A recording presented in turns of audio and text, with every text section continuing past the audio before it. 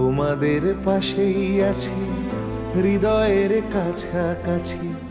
জীবনের পথ সোজা নয়, আশা নিয়ে নিত্য বাঁচি।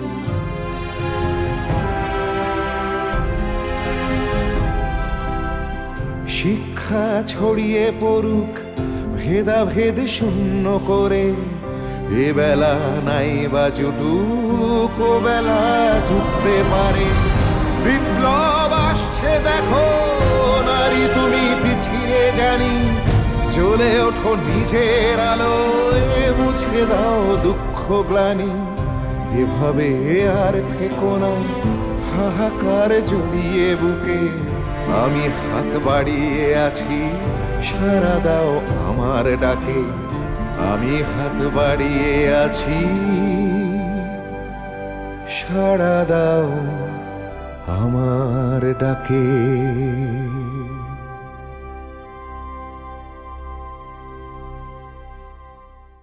সবাইকে জানিয়ে দাও বড় মল্লিকা বাঁচবে না। তাতে লাভ? এতে তো রোগী আরো। এটাই তো আমি চাই। আগাম নিদান থেকে মিয়া ভাইয়ের মনের জোর কমিয়ে দাও। মদকে যদি এগিয়ে আনতে পারো,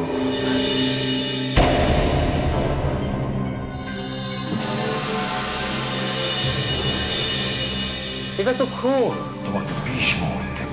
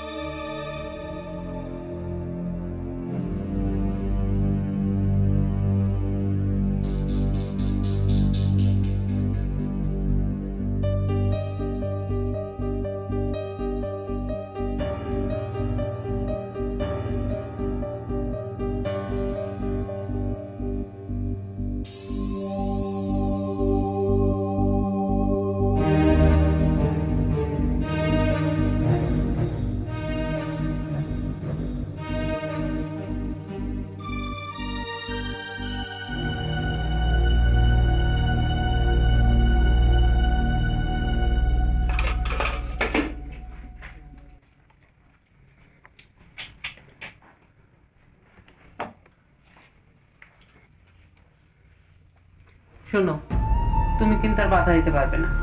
আর 3 দিন পরে কিন্তু আমি অন্তরা 7-7টা করে ফেলবো। এরপরে কিন্তু আর কোনো ভালো দিন নেই। বেশ তো, যাও না। আমি কবে বাধা দিয়েছি? কিন্তু কুটুমদের। কুটুম? আবার কোন কুটুম? আহা, বড় বড় বাপের বাড়ির লোকজন আছে না, তারপর ফুলমিয়ার বাড়ির লোকজনদেরকে তো অন্তত বলতে হবে। না, ওদের কাউকেই বলা হবে না। তাতে যদি আমার পাড়া প্রতিবেশীদেরও বাদ দিতে হয় তাও দেব। মাথাটা ঠান্ডা করো না, অন্তত খবরটুকু তো দিতে হবে। না দিলে কি হবে শুনি? হ্যাঁ, আমার যাকে যাকে মনে চাইবে আমি তাকে তাকে দাওয়াত দেব। এটা হচ্ছে মেয়েলি ব্যাপার, তোমার মাথা না ঘামালেও চলবে। আচ্ছা ঠিক আছে, কাকে কাকে দাওয়াত দেবে সেটা অন্তত শুনি, সেই অনুযায়ী তো দাওয়াতের ব্যবস্থা করতে হবে। বলবো আর কাকে? আমাদের ঘরের মেয়ে বউরা আছে, পাড়া প্রতিবেশীদের মেয়ে বউরা আছে, এই তো। আর বেশি আয়োজন করার দরকার নেই। এখানে আচারটা বড়, আয়োজনটা বড়। না, যেটুকুই হবে সেটুকু জোগাড় করতে হবে। তোমার ধরো যে মাছ মাংস সবজি যতটুকুই হবে সেগুলো তো উড়ে এসে তোমার রান্নাঘরে ঢুকবে না। হ্যাঁ, ওই 7 পদের মাছ তো থাকবেই, আর তাছাড়াও অন্য রকমের তরি তরকারি শাকসবজি এগুলো থাকবে। আচ্ছা ব্যাস। আর দরকার হলে তুমি একটা খাসি জবাই করে দিও। সেটা মাংস রান্না করলে বাড়িতে মেয়ে জামাইরা থাকবে, মেহমানরা থাকবে, তাদের খেতে ভালো লাগবে। আর মিষ্টি? মিষ্টিও হবে। হবে না? তাহলে কি তোমার মিষ্টি মুখ দেখে সবাই মিষ্টি খাওয়ার কথা ভুলে যাবে? দাঁত খালি রঙ্গ, কিন্তু খরচপাতি? খরচাপাতি নিয়ে ভেবো না, যত কষ্টই হোক আমার প্রথম মেয়ের সাথে আমি খুব ভালো করে আয়োজনটা করতে চাই, তাতে আমার মেয়েটা অন্তত খুশি হবে।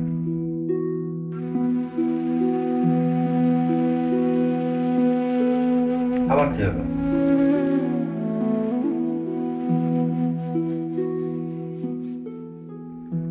আমার মিজানটা যদি থাকতো,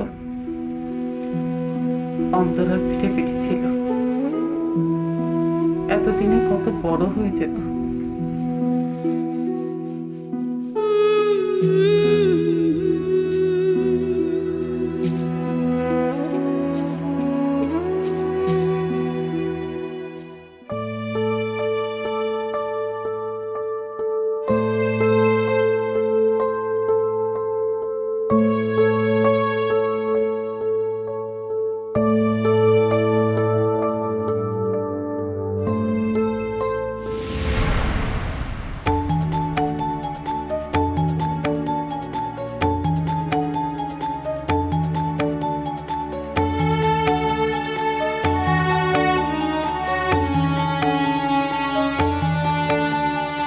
বুঝতে পেরেছি, কাল রাতে যেতে দিনই তো, তাই আজ ভোর হতে না হতেই চলে গেছে কবিরাজ ঘরে। ওই যেন আমার সতীন।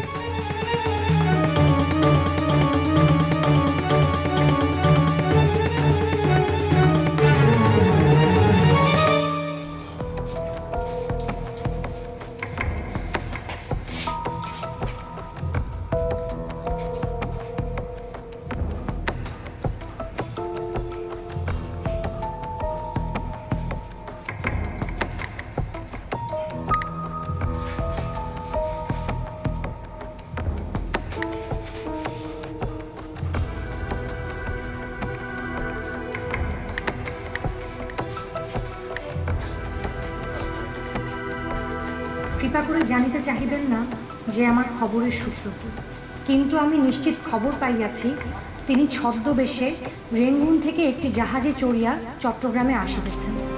উদ্দেশ্য আত্মগোপনকারী চট্টল সূর্যের সাথে সংযোগ স্থাপন।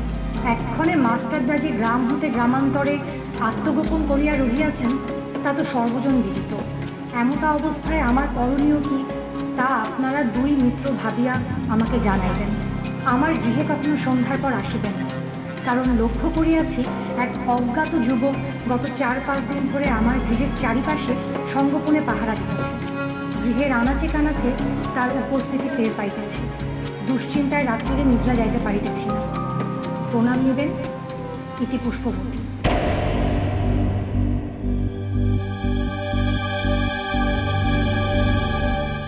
সাত একে 7, 7 গুণা 14, 3 শতক 21, 4 শতক 28, 5 শতক 35, 8 পাঁচা 40, 5 8 5 শতক 45, 5 দশক।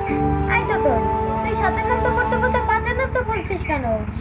4 সাতা 28, 5 সাতা 35, 6 সাতা 42, 7 সাথে তুই নামটা পড়িস না, তুই বলিস তো তাই কানে যায়।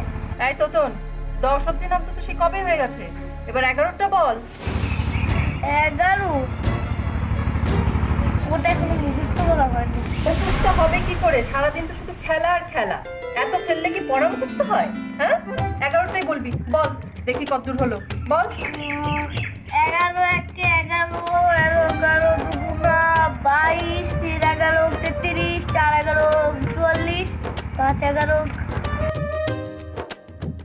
5 11 5 50, 6 11 66। এই তুই জালি কেমনে? তুই নিশ্চয়ই লেখাপড়া করস। মেয়ে মানুষের লেখাপড়া করবি? তুই জাস না লেখাপড়া করে আল্লাহর হিসাবে বিরাট বড় এক গুনাহ। তোর তো বিয়েই হবে না, আর বর জুটলেও শাদীর পর বর মরবেই মরবে। তোতন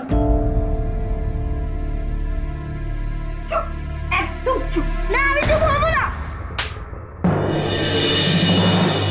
তোমরা কি জানো মুখ্য মেয়ে মানুষ কোথাকার?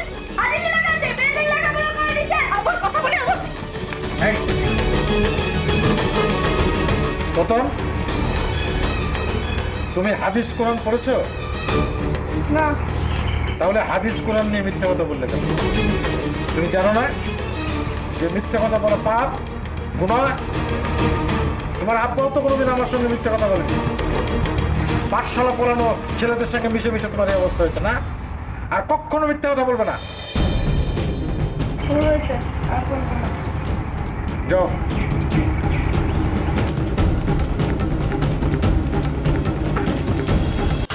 দেবো না? কি বলছো তুমি? ঠিকই বলছি, ছেলেমেয়েরা বড় হচ্ছে, ওদের লেখাপড়া বিয়ে শাদীর ব্যবস্থা করতে হবে। সে তো অনেক দেরি। এখন থেকে একটু একটু করে জমাতে হবে। তুমি যে আয় রোজগার করো তা তো সবই এই সংসারে পেটে ঢুকে যায়। বোনকেও তো ঘটা করে সোনার বালা দেবার কি আছে? সেটা কি ভালো দেখায়? যতই হোক বোন তো। আমি তো দিতে মানা করছিলাম, দাও না একটা শাড়ি বা রূপোর পয়সা।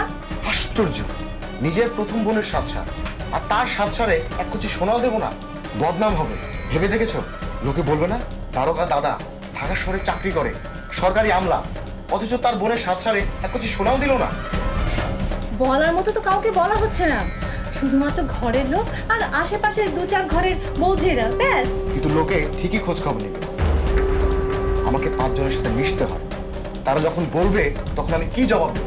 বলবে তুমি টাকা পয়সা না দিলে তো এই সংসারে হাড়ি চলে না, সেখানে আবার আলাদা করে দেবার কি আছে? ওসব তুমি বলতে পারো। আমি এই নয়নতারা গায়ের ছেলে, সবাই আমাকে চেনে, দারোগা বলে মাননি করে। আমার একটা সম্মান আছে, এই সম্মান আমি নষ্ট হতে দেবো না। মান সম্মানের দোহাই দিয়ে ছেলে মেয়েদের ভবিষ্যতের কথা ভুলে গেলে চলবে? ছেলে মেয়েদের কোনো কষ্ট আমি রাখবো না, তাই বলে পরিবারের প্রতি কর্তব্য সেটা তো ভুলে গেলে চলবে না। আমি যখন একবার মনস্থির করেছি আমার ছোট বোনের সাত সারে সোনার বালা দেব, তখন অবশ্যই দেব। তুমি অশান্তি করলেও দেব। তার চেয়ে বরং তুমি আমার কোনো কাজে বাধা দিও না। আমাকে তুমি অশান্তি করতে দেখলে? আমি খুব খারাপ, আমার মন খুব ছোট, তাই তো? আর তোমরা তো একদম বেহেশতের লোকজন, আল্লাহ পাকের খাস মেহমান, আর আমার পরিবার ইবলিশের বাচ্চা, এই তো? আহা, আমি তো সে কথা বলিনি তোমাকে। তুমি যা বলেছো তার তো এই মানে দাঁড়ায়। তোমার বোন, তোমার যা ইচ্ছে দাও, সাত সারের পুরো খরচটা তুমি দাও না, আমি বাধা দেবার কে? আমি তো পরের বাড়ির মেয়ে, এই সংসারের সাথে আমার কিসের সম্পর্ক? তোমার নিজেদের লোকদের তোমার যা মন চায় দাও, তবে তোমাকে আমি 2টা কথা বলে রাখি, এই সংসারে আমার ছেলে মেয়েদের কোনো অযত্ন আমি মা হয়ে সহ্য করব না। আর তুমি তোমার আম্মাজানকে বলে রেখো, গোষ্ঠী সুদ্ধা লোক খাওয়াবে, আমি হাড়ি ঠেলবো, তা কিন্তু হবে না। কই, তোমার আম্মাজানে তো একবারও মনে হলো না হামিদার বাড়িতে খোঁজ করি, ওর মা ভাইদেরকে ডাকি, সারাক্ষণ শুধু মেয়ের কোলে ঝোল টানছে, তা আবার বড় ছেলের পয়সায়।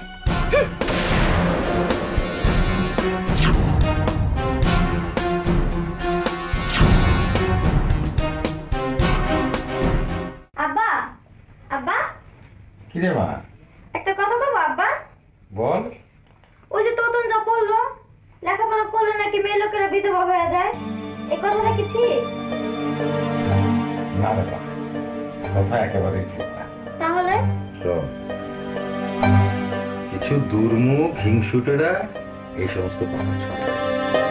মেয়েদের লেখাপড়ার সাথে স্বামীর মৃত্যুর কোনো সম্পর্ক নেই, আর কোরআন হাদিসের কোথাও এই কথা লেখা নেই। তাহলে তুইও অন্তরের মতো বিদ্যাপতি হয়ে যা, বর জুটাবে তো তোর বাপ, দেখেছিস না অন্তরার জন্য একটা জুটিয়েছে। তুমিও যদি খারাপ লোকদের রটনায় কান দাও তাহলে তো। রটনা? শুধুই রটনা? রটনার মধ্যে কোনো ঘটনা নেই? আছে, তবে তার মধ্যে খারাপ কিছু নেই। শোন, মেয়েদের লেখাপড়ার রেওয়াজ অনেক আগে থেকে, সেই রাজা বাদশাদের আমল। পরে পরে জমিদার যোদ্ধাদের মেয়েরাও লেখাপড়া শুরু, যাতে অকালে বিধবা হলে তাদের সহায় সম্পত্তি এগুলো ভালো করে দেখে শুনে পরিচালনা করতে পারে।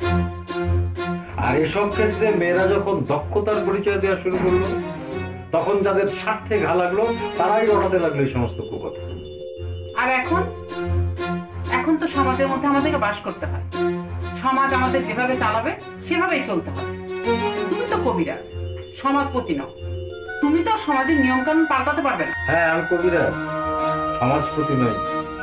আমি সমাজের নিয়ম কানুন বদলাতে পারবো না, কিন্তু নিজের বাড়ির নিয়ম কানুন তো আমার কথা মতো চালাতে পারবো। শোনো পেয়ারা, আমি ঠিক করেছি বেগম আম্মার কাছে কমলাকে ফার্সি এবং সিপারা পড়তে পাঠাবো, আর বেগম আম্মার কাছ থেকে শিখে কমলা শেখাবে ছোট বউকে। এটা আমার পারিবারিক সিদ্ধান্ত। কমলা পড়তে যাবে?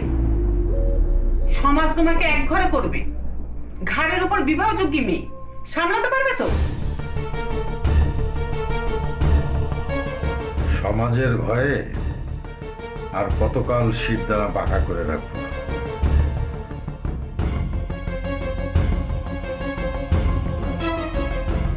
এক সময় তো শীত দ্বারা টান করে সোজা হয়ে দাঁড়াতেই হবে। কমলার শিক্ষা দিয়েই না হয় সেটা শুরু হোক। এটা খুব ভালো কথা, খুশ খবর। আলহামদুলিল্লাহ, তোমার মেয়ের ঘরে প্রথম সন্তান আসছে। আল্লাহর কাছে দোয়া করি বাচ্চাটা যাতে সুস্থ সবল হয়, নেক নসিব হয়। যদিও এমন আবদার করা আমার ঠিক হবে কিনা জানি না, তবুও বলছি আমার মেয়ের সাত সারের দিন যদি আমাদের গরিব ঘরে আপনার পায়ের ধুলো দিয়ে আমার অন্তরার জন্য একটু দোয়া চান। সে তো আমি এখানে বসেই চাইব, কিন্তু কথা কি জানো, আসলে খুব একটা ভারী অসুখ থেকে উঠেছি তো, এখন যেটুকু ভালো আছি সে তো তোমার ঘরের মানুষের হাত যশই বলা যায়। আর বয়স হয়েছে তো, আগের মতো শরীরে জোর পাই না। তাছাড়া আমার আকরাম বেটারও তো শরীরটা ভালো নেই, ওকে সারাদিন দেখভাল করতে হয়। আপনাদেরকে না বললে আমার কাজ যে অসম্পূর্ণ থেকে যেত বেগম আম্মা। অবশ্য শরীর যদি সায় না দেয় তাহলে জোরাজুরি করব না। আপনাদের মতো শুভাকাঙ্ক্ষী আছেন বলেই তো আমরা বেঁচে পড়তে আছি। এসব কি বলছো পেয়ারা বিবি, সবই আল্লাহর মেহেরবানি। বেগম আম্মা, আমাদের মতো সমাজের চেনানা মহলের লেখাপড়া শেখাটা কোনো আশীর্বাদ নয়, অভিশাপ। জানি, কিছু বিষয় আমিও শুনেছি, কিন্তু কেন? আমার অন্তরাও তো লেখাপড়া শিখেছিল, ঠাকুমার ঝুলি পড়তো, চিঠি পর্যন্ত লিখতে পারত। ওর বাপ পুষ্প ঠাকুরনের পাঠশালা ওকে ভর্তি করে দিয়েছিল। আমি কত বারণ করলাম, বললাম আমার মেয়েটা কালো, কালো মেয়ে লেখাপড়া জানলে ওর বর জুটবে না। কিন্তু জুটেছে তো, শুনেছি কোন এক বড় ব্যাপারীর ঘরে শাদী হয়েছে। হ্যাঁ, মিয়া চাঁদ ব্যাপারীর ছেলে ফুল মিয়া আমার দামাদ। কিন্তু সে তো পুরুষ মানুষ নয় আম্মা, কেচোর মতো গুটিয়ে থাকে বাপ মায়ের সামনে। বউয়ের উপরে শত অত্যাচার হলেও কোনোদিন রাগ করে না। তার সাথে লেখাপড়ার সম্পর্ক কি? সম্পর্ক আছে। সাধীকে আমি মেয়েদের লেখাপড়া শেখাতে তো ভয় পাই। আমার অন্তরা লেখাপড়া জানতো বলে রাত দিন শ্বশুর বাড়িতে খোটা খেত। একদিন এটা চূড়ান্ত হলো। সে দিনটা ছিল অনেক পবিত্র, ঈদের রাত।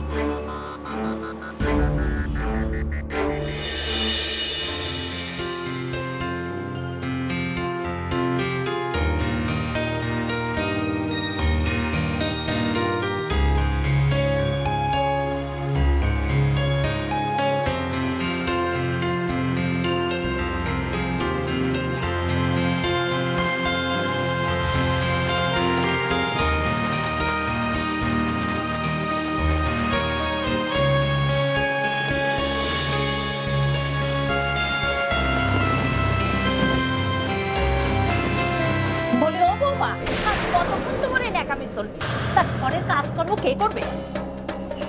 আম্মা, ঈদের দিন তো, তাই একটু। ওইসব ঢং না বাপের বাড়ি গিয়ে করবে, এখানে এসব চলবে না।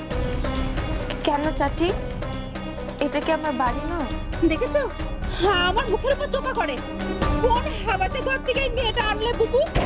বাপ্পা দেখি শিক্ষা দীক্ষা কিচ্ছু দেয়নি। শুধু শুধু ঈদের দিন আমাকে যা খুশি বল, আমার বাপ মাকে কেন গালাগালি করছো? বেশ করেছি, গালি দিয়েছি।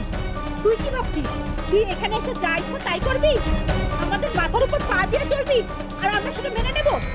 আমি এমন কি করেছি যে আপনারা শুধু শুধু আমার সাথে এমন করছেন? কোথায় ভেবেছি আজ ঈদের দিন তাড়াতাড়ি কাজ সেরে সবাই সেজে গুজে পাড়া বেড়াবো। তা তো আর হলো না, উনি ঘরের মধ্যে বসে সবাইকে দেখাচ্ছে যে উনি পাড়া বেড়ান না। তা বাপের বাড়ি থেকে কয়তলা সোনা এনেছিলে? হ্যাঁ, আমি তো তোমাকে আগেই বলেছি বুবু, ওই বাড়ি থেকে মেয়ে এনো না। এনেছি কে সাথে? ফুলের বাপ বললো তাই এনেছি। বুবু, আমি এই বাড়িতে বউ হয়ে আসার পরে একদিনও তো তোমার মুখে মুখে তর্ক করেছি? আর এই মেয়ে কয়েকদিন আসার পরে আমাদের সবার মুখে মুখে তর্ক করছে। দেখো দেখো বুবু, এই মেয়ে একদিন আমাদের সর্বনাশ করে দেবে। এই, তুই নাকি ফাঁসি করতে জানিস? শুধু পড়তে না বুবু, লিখতেও পারে। এই কয়েকদিন আগে দেখলাম লুকিয়ে লুকিয়ে চিঠি লিখছে। নিশ্চয়ই বাপের বাড়িতে লিখেছে। আমাদের মতো মুখ্য চোখে মানুষের সঙ্গে ও কত কষ্ট আছে তাই লিখেছে। শয়তানি মেয়ে মানুষের লেখাপড়া করে তো তোর লেখাপড়া শেখাচ্ছি তোকে। তোকে মেরে আরো মারো, মেরে ভূত ছাড়াও। আমাদের ছেলেটাকে শেষ করেছে, এখন আমাদের বংশ নির্বংশ করছে। আমাকে মেরে না মা, আমার পেটে তো আপনাদের বংশের শুরু করে। তুই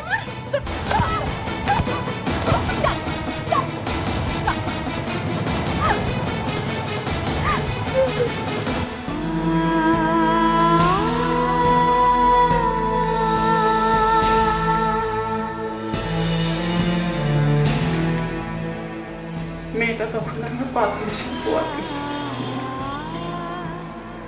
পেটে সবসময় আগুন জ্বলত। দিনের পর দিন আমার মেয়েটাকে খেতে দিত না, জানোয়ারের মতো খাটাতো। আর পান থেকে চুন খসলেই শুধু মার।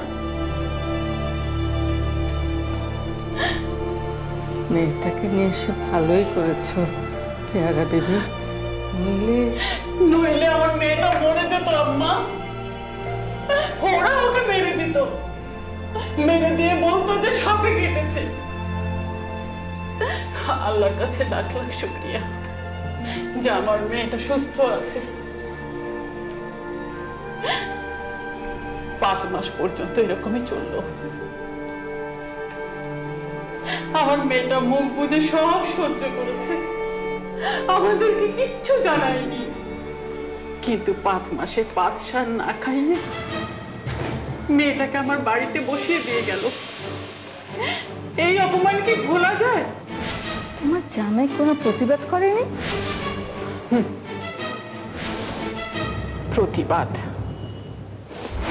ওর কি কোনো মেরুদণ্ড আছে? 1 পয়সা রোজগার নেই, বাপের আয়ে চলে, সে কি বলবে?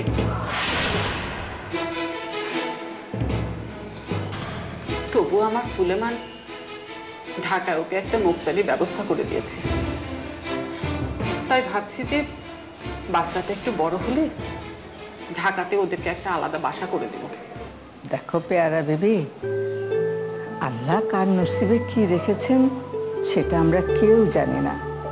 হয়তো এটা তার জন্য ভালোই হলো। আমি তোমার মেয়ের সাথে না গেলেও আমার দোয়া তার জন্য থাকবে। সোমনাথ, তোমাকে তো পুষ্পবতীর চিঠির কথা জানিয়েছি। ওর বাড়িতে কিন্তু নজরদারি চলছে, আমাদের যেতে বারণ করেছে রাতে। না, একদম ঠিক করেছে। আরে পুষ্পবতীর কাছে কারা কখন আসছে পুলিশ তো সে সম্পর্কে সব নোট করছে, আর রাতে গেলে তো অনেক সমস্যাই হবে। হ্যাঁ, আমিও 7 রাত ভেবে পুষ্পবতীকে নেমন্তন্ন করিনি, খুব খারাপ লাগছে। না না, খুব ভালো করেছো।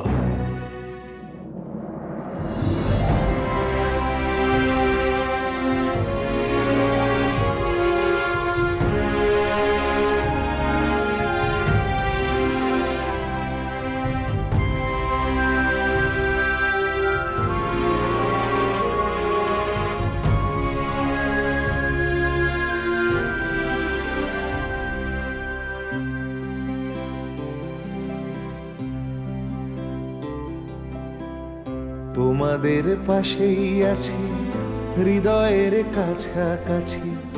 জীবনের পথ সোজা নয়, আশা নিয়ে নিত্য বাঁচি।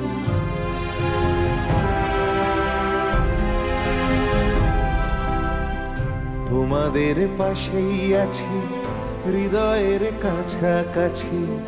জীবনের পথ সোজা নয়, আশা নিয়ে নিত্য বাঁচি।